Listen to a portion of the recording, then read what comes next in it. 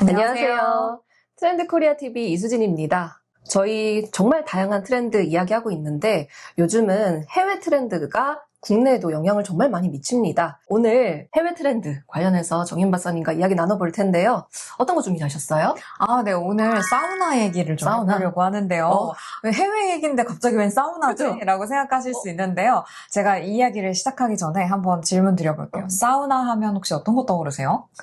저는 아무래도 좀 몸이 피곤하면 좀 지져야죠. 지지러 가는 거. 네, 세대가 나오는 발언인 것 같습니다.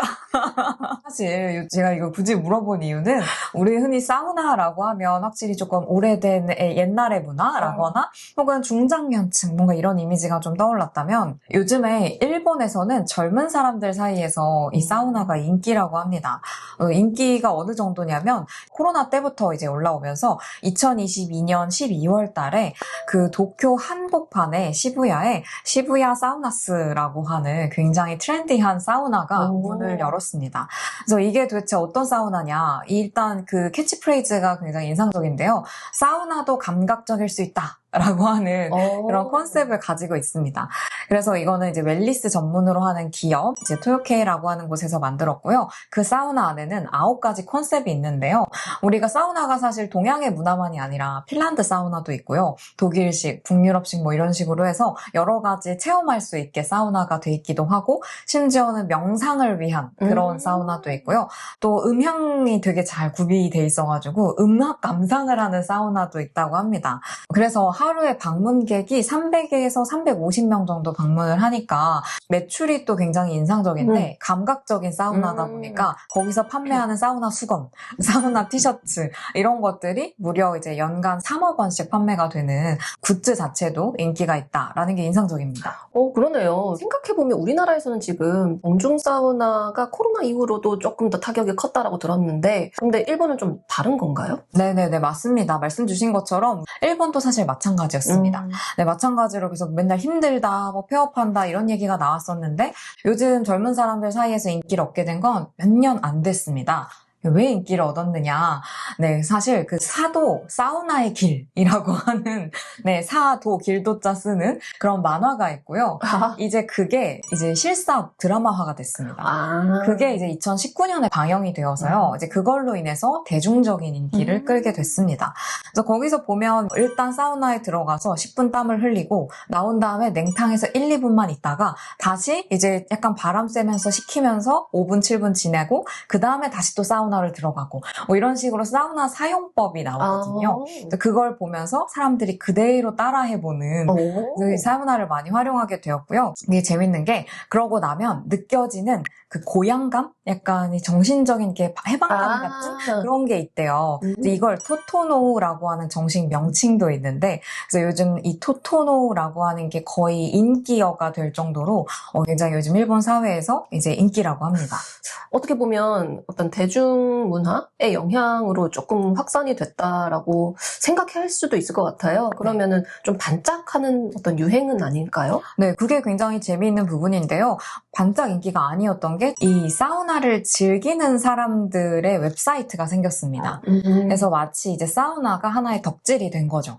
그래서 거기 들어가 보면 여기 사우나를 갔다 온 후기, 맛집 리뷰처럼 이제 리뷰가 쭉 달립니다. 그래서 여기 사우나는요, 몇 개가 있고요. 이 안에 만화책이 있는지 없는지, 뭐 TV가 설치돼 있는지 아닌지, 뭐 이런 온갖 세세한 정보들이 이제 같이 공유를 하면서 여기 이용 후기가 지금 466만 개가 달렸다라고 할 정도니까 이제 이런 게 굉장히 활성화가 되고 있습니다.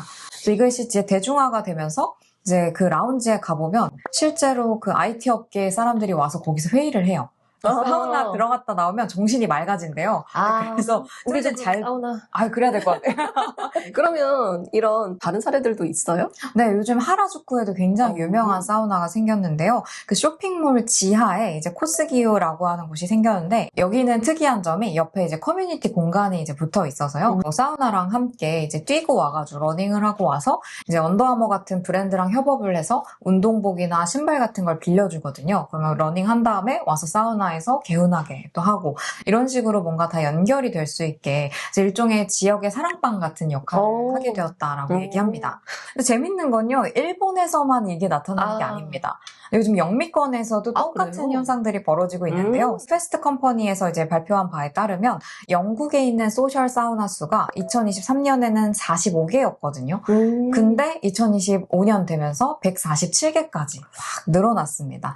그래서 이럴 정도로 요즘에는 이제 그 사우나에 가서 많은 것들을 즐기는데요. 예를 들면 아로마 테라피 수업 같은 거, 혹은 명상 수업 이런 것도 하고요. 심지어는 뭐 글쓰기 사우나가 있어서요. 같이 시를 낭독하고 뭐 차이차 이런 몸에 뭔가 좋을 것 같은 이런 거를 마시면서 글쓰기 워크숍을 하기도 하고, 사실 이것들의 공통점은 정신이 굉장히 그쵸, 맑아지고 그러네요. 좋다는 거죠. 멘탈 관리에 좋다는 것입니다. 그래서 이런 것들이 이제 나타나게 되는 건 요즘 미국에서도 왜 그 반알콜, 그쵸. 술 안 마시는 것들이 나타나잖아요. 네, 맞습니다. 그러다 보니까 술자리를 가는 게 아니라 이런 사우나에 와서 우리 건강하게 미팅을 하자, 약간 이렇게 회의를 하자, 이렇게 되는 것입니다. 왜 요즘 다시 사우나가 뜨고 있나요? 제일 첫 번째는 역시 웰니스다. 이제 정말 전 세계적으로 중요한 건 웰니스다. 이제는 몸 건강이랑 마음 건강이랑 이게 별개가 아니다. 그래서 땀을 흘리면서 정신이 맑아지고 또 실제로 혈액순환도 도와주고 하니까요.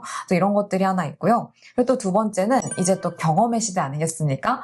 그래서 복합 문화 공간이잖아요. 사실 사우나가 음악도 듣고 거기서 막 글쓰기도 하고, 그래서 이럴 수 있는 경험, 체험을 하는 그런 공간이 되었고요. 그리고 마지막 세 번째인데요. 이제 사람들이 교류할 공간이 필요해졌다라는 것입니다. 그래서 예전처럼 막 끈끈한 이런 관계가 아니라 그냥 오며 가며 자연스럽게 사람들과 좀 교류할 수 있는 사회적인 교류, 흔히 뭐 펍이나 카페 이런 제3의 공간이라고 하죠. 이런 곳들로 이제 또 사우나가 이제 각광받게 되고 있는 것 같습니다. 너무 좋은 것 같아요. 그러면 우리나라에도 좀 적용이 될 수 있을까요? 사실 아직까지 이런 똑같은 류의 사우나가 요즘 나타나고 있지는 않아요. 우리나라는 확실히 좀 문화가 다르다고 보는 게, 일본이 뜬 이유는 덕후 문화라고 해야 될까요? 사우나 덕질 하시는 분들이 생기면서 확 문화가 커진 것 같고, 영국이나 미국은 또 소셜, 이런 네트워킹 이런 거 중요하시 하니까 그것 때문에 또 커진 것 같고, 근데 우리나라는 아직까지는 좀 힐링 초점으로 해서 발전하고 있는 것 같습니다. 예를 들면 이제 1인 세신샵 뭐 이런 것들이 요즘 나오고 있거든요. 그런 힐링에 초점을 맞춘 그런 곳들이 조금 등장하는 걸 볼 수가 있습니다. 그렇다면 우리가 이 트렌드를 보면서 어떤 점을 생각하면 좋을까요? 네, 우리한테도 얻을 수 있는 시사점이라고 한다면 기분 좋게 일상을 유지하는 이런 측면에서 웰니스라든지 경험이라고 하는 것들을 마련해 보시면 좋지 않을까라는 생각을 했습니다. 실제로 이런 사우나 문화가 우리나라에도 훨씬 더 전 도입이 될 것 같다는 생각이 드는데요. 우리는 이미 찜질방에 있어서 그러네. 여기가 형태로. 이미 복합 문화 공간이거든요. 네, 그렇게 발전할 수 있지 않을까 싶습니다. 네, 오늘 재밌는 이야기 해주신 권정윤 박사님 감사합니다. 네, 감사합니다.